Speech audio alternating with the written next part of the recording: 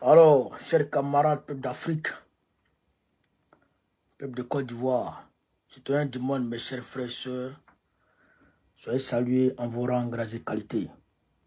Depuis vos positions respectives, depuis vos bords, chers camarades, soyez salués en vos rangs, grades et qualités. Je vais vous demander, chers camarades, peuple d'Afrique, en toute humilité, de partager cette vidéo.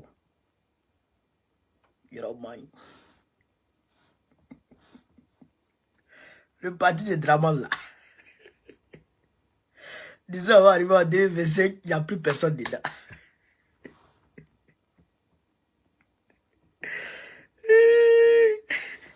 Frère, quand je vous dis Draman est fini, vous pensez qu'il m'amuse où? Moi je vous dis c'est bon. Moi je dis Draman est fini, vous ne me croyez pas non? D'accord? Vous allez prendre drap. Tout le monde est en train de le quitter. Tout le monde est en train de le quitter. Ambalo dit qu'il n'est plus candidat à un second mandat. Il fait plus de 2 mois. C'est qui ça? Il ne va plus faire un autre mandat. Voilà. Il ne va plus faire un autre mandat. Lui, il s'en va. Qu'est-ce qui s'est passé? Qu'est-ce que maman je vais vous expliquer ça. Pourquoi Ambalo,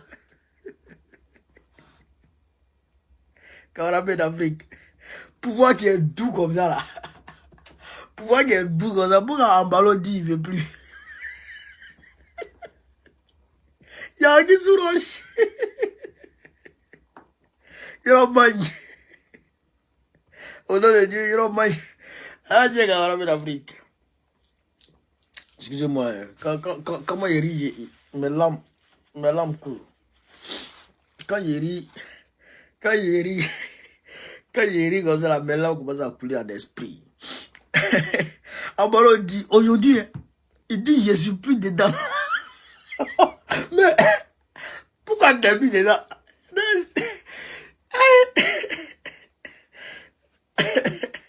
Le Mali a demandé, le Mali a demandé aujourd'hui à TV5.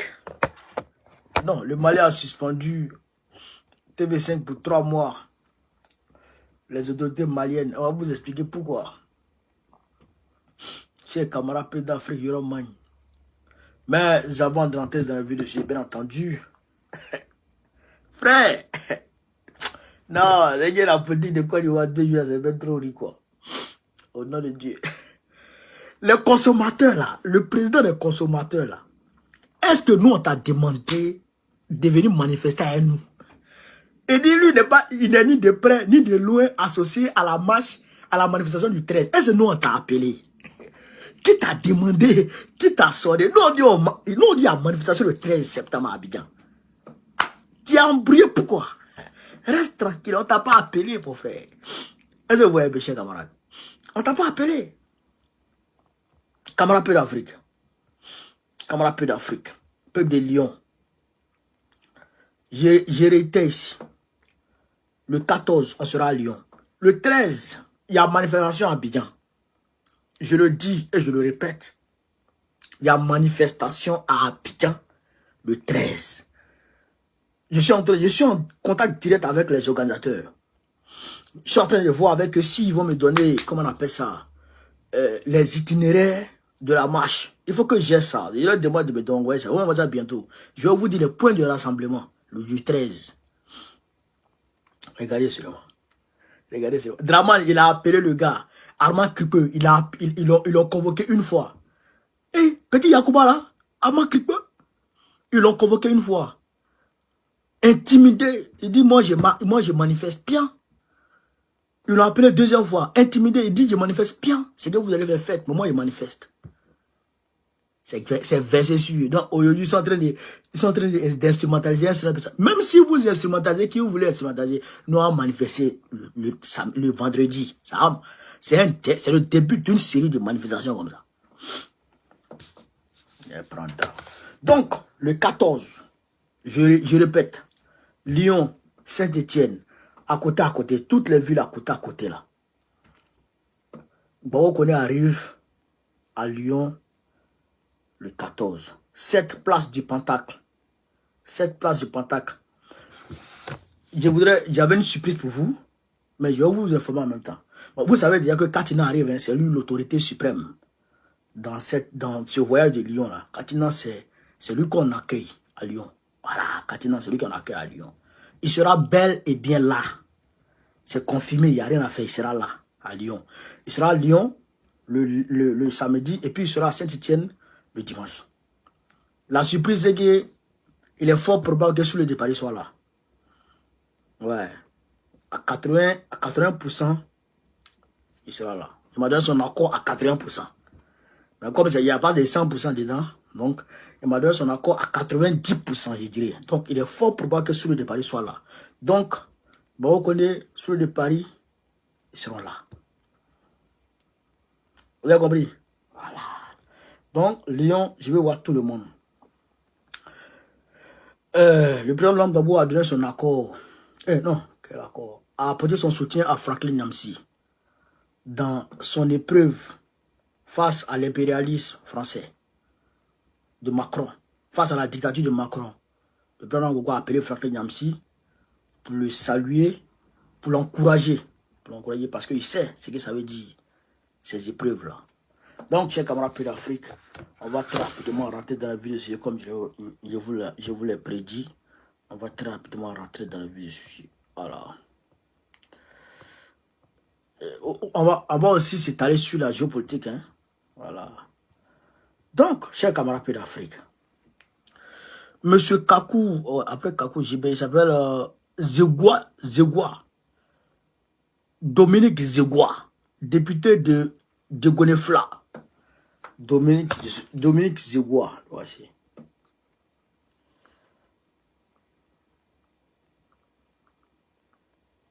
Dominique Zegwa, le voici à Etiam. Ouais, Dominique Zegwa. Lyon, c'est le 14. C'est le 14. Lyon, c'est le 14 samedi prochain, là, voilà. Dominique Zegwa. Donc, Dominique Zegwa, c'est le député de Gonefla. Il était au RADP. PDCI à la base, mais il avait rallié le RADP quand la Djoumani sont partis. Quand le PDCI s'est détaché du RDR et ils sont restés avec le RADP. Donc le gars, hier il dit il veut plus rester au RADP. Osmo ça salut. Il dit il veut plus rester au RADP. Donc quand il a dit il veut plus rester au RADP, il dit il a quitté le RADP. Aoussou Yano dit non, que le gars il ment, il plaisante, il est là. Alors le gars il a fait un communiqué. Il a adressé un courrier formel. Un courrier formel, il a adressé un courrier formel au président du groupe parlementaire RADP, Adama Bitogo. Écoutez, à Abidjan le 11 septembre 2024, c'est-à-dire aujourd'hui, à M. Adama Bitogo, président de l'Assemblée nationale. Objet, changement de groupe parlementaire. C'est-à-dire que lui, il change de groupe parlementaire direct. Conformément aux pertinentes dispositions de l'article 13 de la résolution numéro 005A du 27 juillet 2018 portant règlement de l'Assemblée nationale tel que modifié par la résolution numéro 007B du 27 décembre 2003, je viens par la présente vous informer de ma démission du groupe parlementaire RADP et par la même occasion de mon adhésion au groupe parlementaire PDC-RDA. Cette adhésion prend effet à compter du 11 septembre 2024, c'est-à-dire aujourd'hui. Je vous remercie par avant de toutes les dispositions que vous voudriez bien prendre à cet effet. Et je vous prie, Monsieur le Président, de recevoir l'expression de ma haute considération.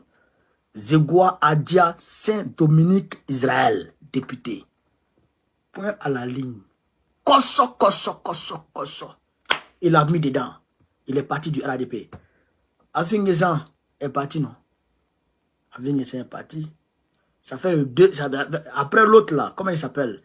L'autre là qui a créé le buzz là, comment il s'appelle? Kakou Gilbert. Kakou Gilbert. JFK on l'appelle. JFK. Quand lui est parti, lui est maire. Quand après lui il est parti du RADP, lui il est parti au PDCI. Après lui là aussi il est parti du RADP, il est parti au PDCI. C'est-à-dire que les Adjoumani là, il les a scellés. Il a scellé la Adjoumani, il dit, il bouge pas. Il dit, la Adjoumani, il bouge pas, tiens. Donc, alors, c'est entre eux. Camarade d'Afrique, toujours en Côte d'Ivoire. Alors, le président Gbagbo a appelé Franklin Nyamsi pour soutenir Franklin Nyamsi dans son combat qu'il est en train de mener aujourd'hui contre l'impérialisme. Vous savez que Franklin Nyamsi, on dit qu'il a ouvert un compte, il a ouvert une cagnotte au nom d'une association, de solidarité. Donc, il aurait utilisé la carte de l'association pour aller payer pain au chocolat. Il a payé croissant, hein, ça. Donc, à cause de ça, on dit il a abusé des gens. Il a abusé de qui? Ceux qui ont fait les dons, ils ne se sont pas plaints. Lui-même qui a fait le retrait, il ne s'est pas plaint. Donc, c'est une manipulation. Babylone cherche la petite bête. Donc, le président Gbagbo a vu clair dans les yeux et il a appelé pour dire force à toi.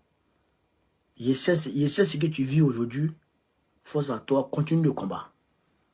Laurent Gbagbo. Vous avez vu la grandeur de l'homme. Vous avez vu que Laurent Gbagbo, il est avec le bas peuple. Ancien président de la République.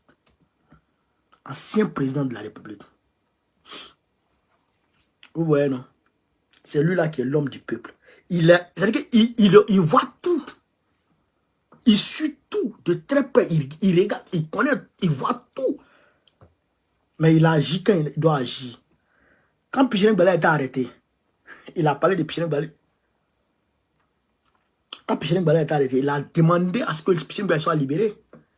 Quand Peter 007 a été arrêté, il a demandé à ce que Peter 007 soit libéré.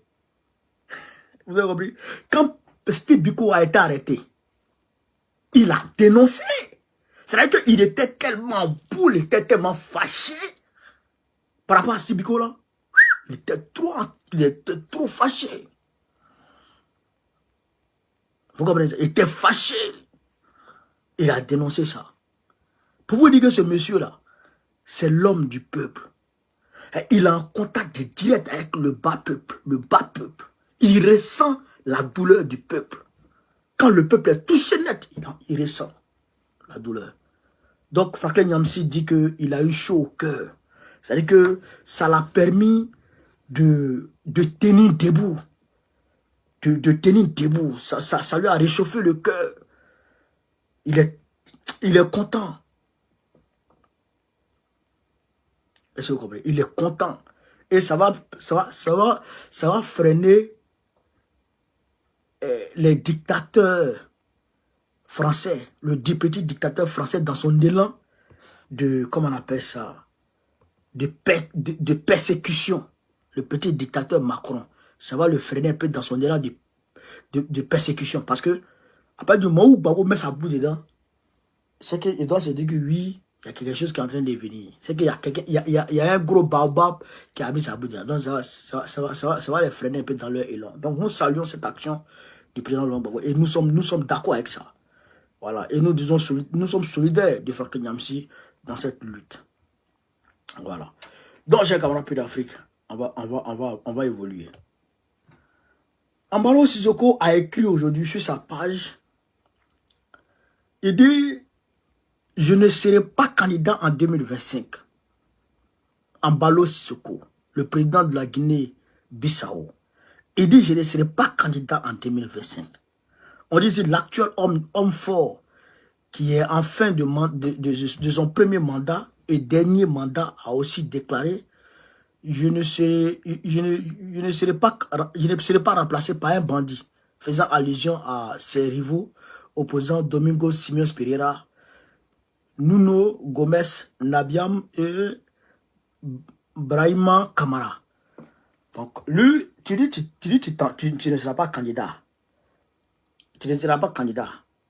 Mais, où est ton problème d'en faire celui qui a été remplacé? Camarades, je vous avais dit avant-hier. Hein? C'est avant-hier que je vous avais dit ça. C'est avant-hier. Je vous avais dit, voilà, concernant les drogues saisies sur le tarmac de l'aéroport de Bissau. Je vous avais montré ces images. Et je vous avais montré ces gens-là. Hein, chers camarades d'Afrique. Est-ce que je ne vous ai pas dit que la DEA américaine avait infiltré le réseau de Ambalo et puis et puis je vous ai dit, si la DEA a eu, on va dire, a eu l'aval de l'administration Biden de saisir les drogues d'Ambalo, ça veut dire que l'administration Biden veut utiliser, comment on appelle ça, veut utiliser cette occasion, cet alibi-là, ce prétexte-là, pour demander à Ambalo de céder le tabouret. Est-ce que je ne vous ai pas dit ça ici? Est-ce que je ne vous ai pas dit ça, chers camarades d'Afrique? Je vous ai dit ça ici, non? Ah ouais, d'accord. Quand nous on a assis là, on regarde, puis on sait. La DEA a Siri Ambalo. Ils ont toutes les preuves qui peuvent le couler. C'est-à-dire qu'aujourd'hui, la DEA peut mettre bras sur Ambalo. Ils peuvent lancer un mandat de contre Ambalo et puis on le Syrie depuis Vietnam. Depuis le Vietnam, ils peuvent le Syrie. Et puis ils ne bougent pas. Et puis on le met en cabas, on le met en cachot direct. Et puis on sort les preuves, puis il ne peut pas s'en sortir. Parce qu'ils ont infiltré son réseau. Mais Ambalo, il a une photo à moi ici où il allait se laver. Il est nu. Il est nu. Il allait se laver. C'est que quelqu'un a fait photo de lui. On m'a envoyé. On m'a envoyé photo de lui. Il est nu. Ça veut dire qu'il était infiltré depuis belle lurette, mais il ne sait pas. Comme c'est un gaou, il ne sait pas. Est-ce que vous comprenez ça? Alors que le Waworo voulait à tout prix s'imposer. Il voulait à tout prix s'imposer en Bissau, en Guinée-Bissau. Mais malheureusement pour lui, je dis bien, il est nu. Il est nu, il est de profil, il est nu. On m'envoie la photo. Même ces go qui ont fait palabre, elles sont en train de s'envoyer les notes vocales. WhatsApp. On m'a tout envoyé. On m'a tout envoyé. C'est deux go. Il y a une qui est marocaine et puis il y a une qui est guinéenne. Celle qui est guinéenne était ministre dans l'ancien gouvernement que Ambalo a trouvé là-bas. Oui, et puis on m'a envoyé tout. Aïe. Et puis il y a tout. Est-ce que vous comprenez ça? Donc, le gars, il était infiltré depuis belle lurette, mais il ne sait pas. Donc, ils ont pris leur temps. Ils ont fait sa sauce propre. Après ça, ben, ils lui ont donné. On dit, tu t'amuses, on te met dedans. Djibril. On dit, tu t'amuses, on te met dedans. Ambalo a vu clair dedans. Drogue là, c'est la semaine là.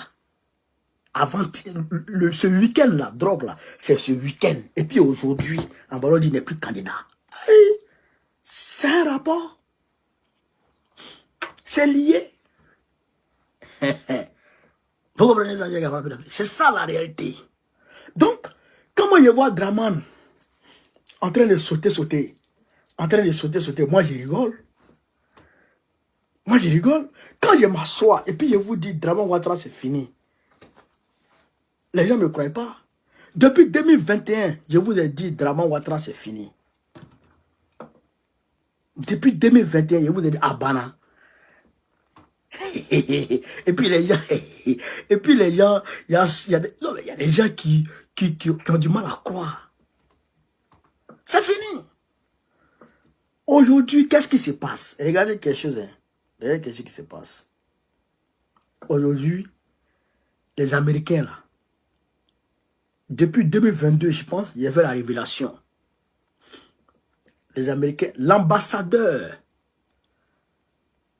des États-Unis auprès du Sahel, je pense bien, chargé du Sahel. Il est chargé du Sahel. Il s'appelle...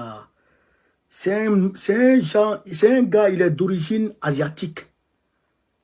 Monsieur quelque chose là-bas, là, son nom m'échappe un peu. Il a fait un rapport. Et il a dit aux Américains, dans son rapport, hein, il a dit aux Américains que la France ne peut plus garder l'Afrique. La France ne peut plus se maîtriser l'Afrique. Parce que le sentiment anti-français est tel que tous ceux qui vont s'associer à la France seront combattus comme la France en Afrique.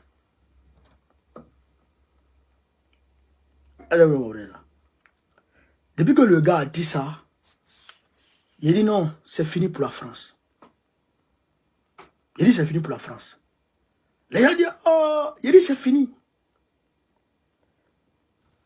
Vous avez vu aujourd'hui, de la manière l'affaire du Sahel, du Niger s'est passée. De la manière l'affaire du Niger s'est passée. Vous avez vu comment les Français ont été chassés. Est-ce que les Américains ont soutenu la France au Niger? Objectivement. Non, ils n'ont pas soutenu. D'ailleurs, même les Américains ont dit non, non. Eux, ils ne veulent pas d'intervention militaire. Anthony Blinken, secrétaire d'État américain. Alors qu'il y a quelques mois, il était allé voir Bazoum.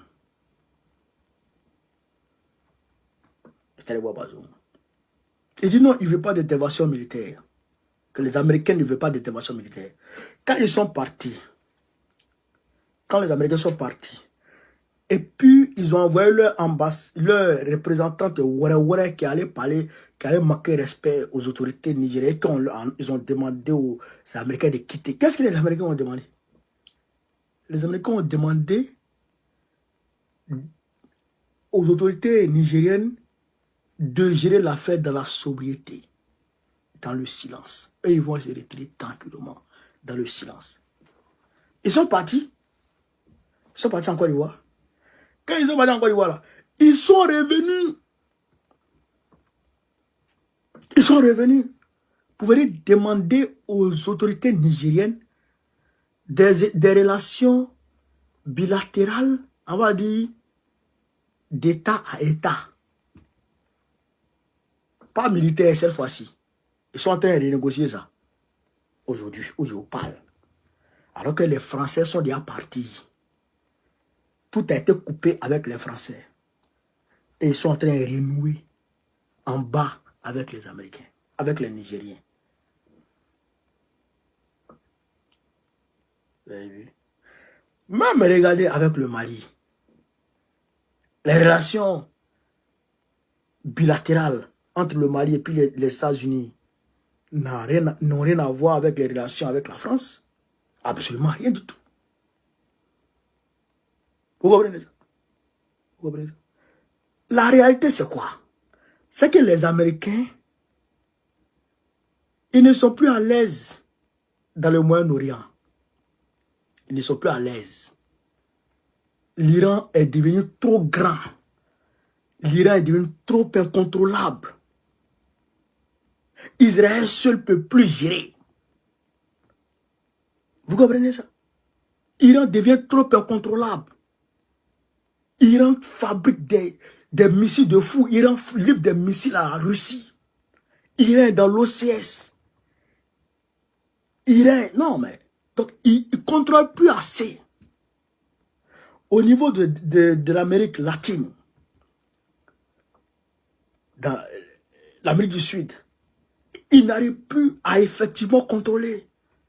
Le Brésil, le Cuba sont en train de devenir trop. Donc, il faut aller en Afrique. Alors que ça, c'était le prix carré des Français. Ils soutenaient à l'aveuglette les Français. Ils suivaient les Français dans tout ce que les Français entreprenaient en Afrique.